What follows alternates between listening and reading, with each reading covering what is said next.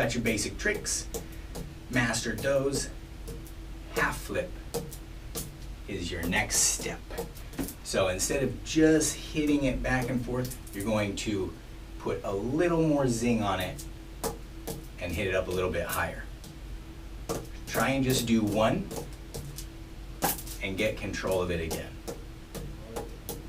The more you hit it sideways, the more force it hits your stick with, the easier it is to change it in the other direction. So also you can do full flip, one end, if you just, however many your ceiling height allows. Same thing from helicopter. A half flip just means you wait 1.5 rotation before contacting it. That's a whole flip.